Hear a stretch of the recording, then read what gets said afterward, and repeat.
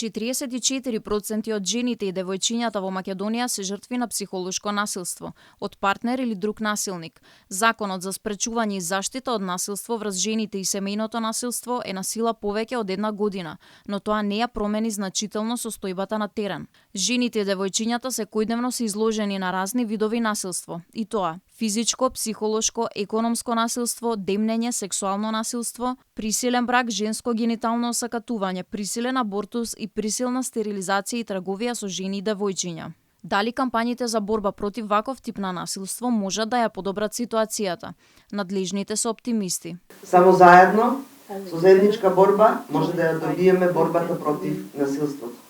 И на крајот, еден апел до жртвите на родово базирано насилство, дека не се сами, дека тука сме како институции, но пред се и како луѓе, да го спречиме, да го превенираме, меѓутоа и да ги заштитиме сите оние жени и девојчиња кои што во еден момент може да се најдат во синџирот на насилство.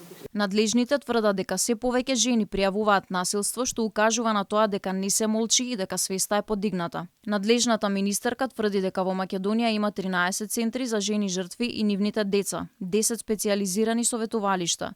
Во некои од нив жртвите можат да бидат згрижени од 10 до 12 месеци. Со тебе сме, против насилство на жените и девојчињата, е мотото на кампањата промовирана денеска, со цел поголема заштита и спречување на овој тип на насилство. Кампањата е финансиски поддржана од холандската амбасада.